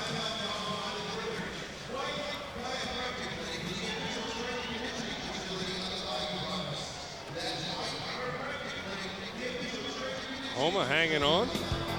Follow the Bayou Bucks as they continue their march toward the playoffs. Tune in to Cox Sports Television Sunday, May 2nd at 2:30 p.m. as the Bucks try to stamp out the Tupelo Fire Ants. That's Houma Bayou Bucks football on your exclusive home of the Bayou Bucks, Cox Sports Television. Ronnie, if you're Jack Phillips Jr., what are you telling your defense right here? Wrap up, tackle. They've missed some tackles, especially on crucial 3rd and 4th downs near the goal line. This is the same kind of play, except it's 4th and about 4. Gotta make sure you wrap up and try to limit the progress after contact. Plenty of time left in the game, 4 minutes and 30 seconds, especially later on in the game. Timeouts left. This isn't the last possession for Beaumont, but a crucial part in the game. So it's going to be 4th down, just under 4 yards. We'll call it 4th and 4 for you. They've got to get to the 20-yard line to maintain possession. Last year, the Houma Bayou Bucks were undefeated, 7-0 at home. This year, 1-0 already, and the Drillers have come in here and played quite a ball game on the road in Houma. Here we go, 4th and 4. Hayes to Luttrell's hit by Philyaw, and the Buck defense has held. A great stop by the Bayou Buck defense. With 4:24 to go, they'll get the ball back, nursing a 2-point lead. A nice job by the Bucks defense. They looked like they were kind of prepared for this. It was basically 2 receivers in motion. One receiver was lined up in front of Luttrell. He kind of acted as a lead blocker, kind of like a wide receiver screen, but he was sniffed out and shut down. Luttrell is shaken up on the play. He took a pretty good shot from Philyaw into the rib area and takes over 1st and 10 Bucks from their own 23. Coleman to Jarvis Dunn. Dunn is dropped by Winchester after a short gain. Winchester's made a couple of really nice hits lately. He's a 6'2", 240-pounder, went to Southwest Oklahoma. That play looked like it was going to go for something. A nice play with the lead. They wanted to run the clock down, ran a draw, and Reed broke the initial line of scrimmage. Looked like he was going to get a big gainer. And then Eric Winchester, the linebacker, just stepped up, wrapped up, and he was going nowhere after that. Pop some leather there. 2nd down and 8. Coleman sets.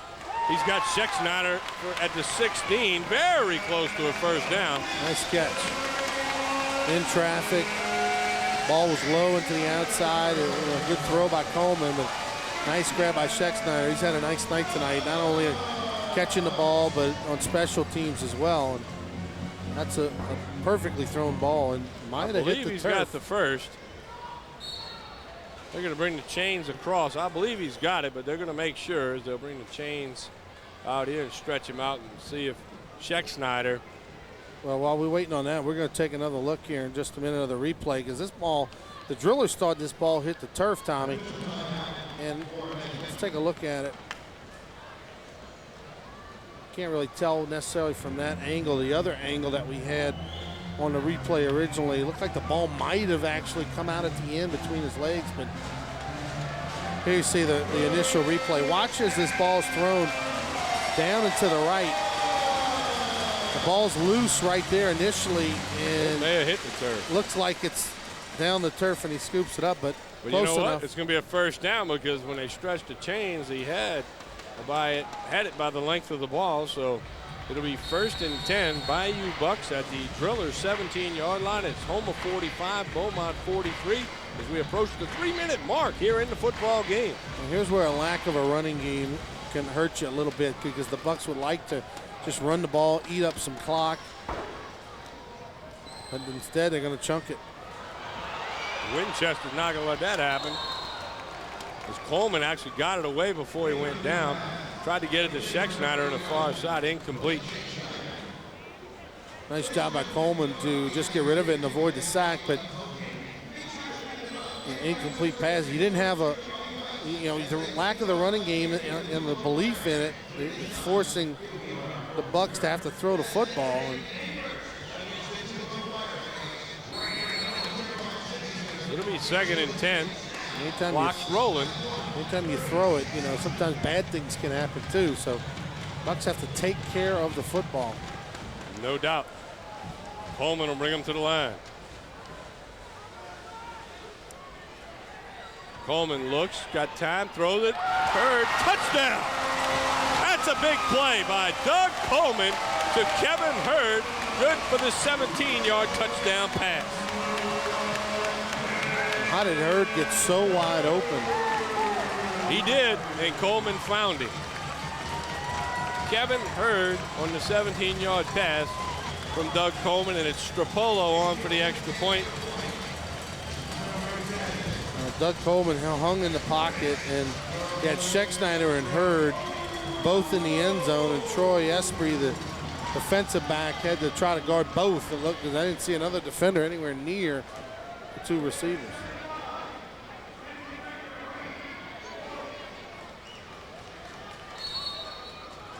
Extra point attempt by Strapola. He's been perfect tonight on extra point attempts. We'll see if he can keep it up. And he does. Good job by Chris Strapola. Our score now, Houma 52, Beaumont 43. It's a 9-point lead. Let's get another look at the touchdown. Watch Doug Coleman do the job. Watch Schexnayder, 81, kind of run down. Oh, I see what happened. He ran a little post corner and just left Eric Jackson. Eric Jackson, number 6, originally had Hurd off the line of scrimmage, and he ran a little post corner on him. When he ran that corner, Eric Jackson just kind of looked like he bit underneath. And Hurd was wide open for the easy score.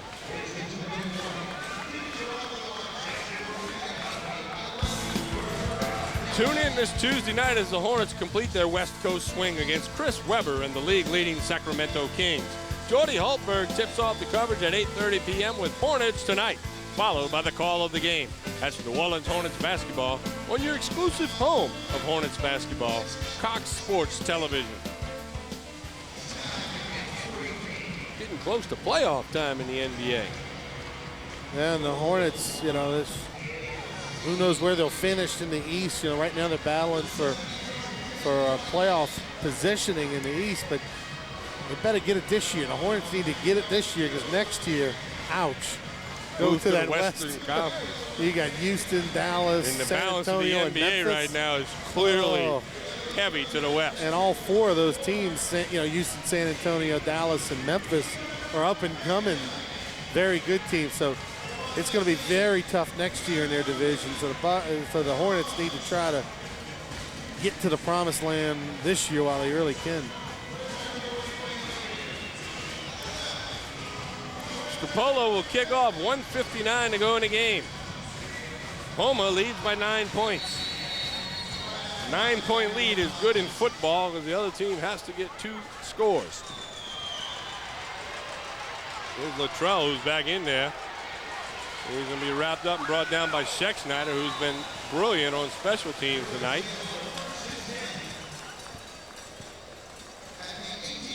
It was actually Chestnut that made that stop. Schexnayder has still been very good on special teams tonight. So with 1:51 to go, down by 9, Beaumont gets the ball. And we'll see what Roland Hayes, the quarterback who took over for Ted Robinson, who was injured earlier in the first half of tonight's contest.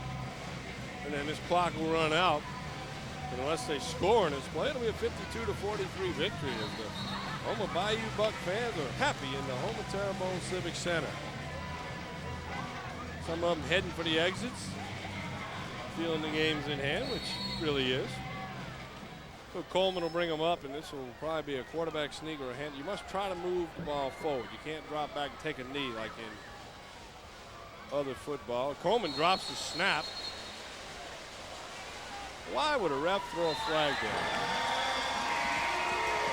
Clock shows no time left. And I don't know if we've got a final score or not. There is a flag. Why a ref would throw a flag there is beyond me. That I cannot explain.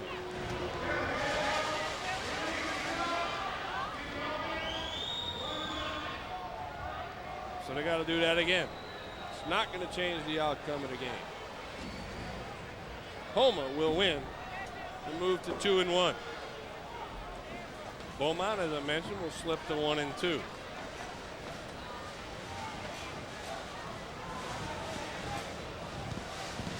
Don't forget, after the game, Ronnie Rance will be joined by Jack Phillips Jr. with some post-game comments.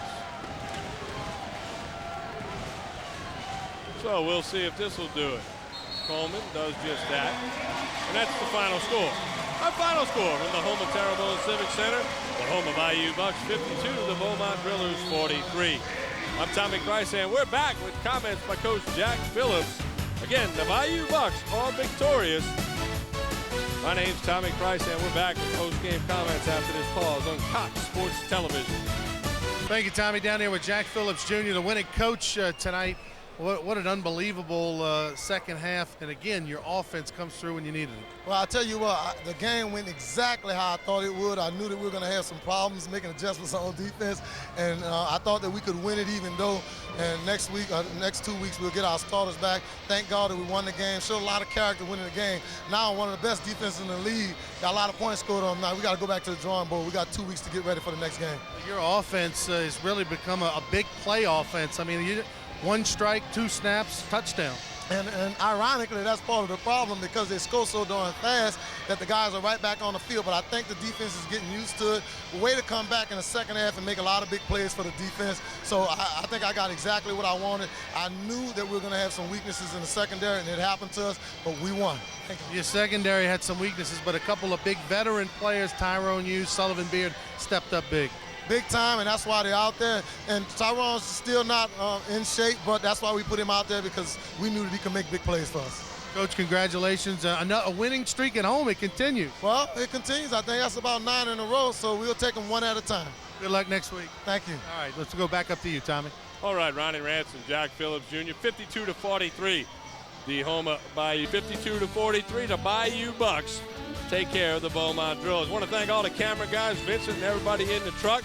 On behalf of my partner, Ronnie Rance, my name's Tommy Christ, and you've been watching Houma Bayou Bucks football right here on Cox Sports Television.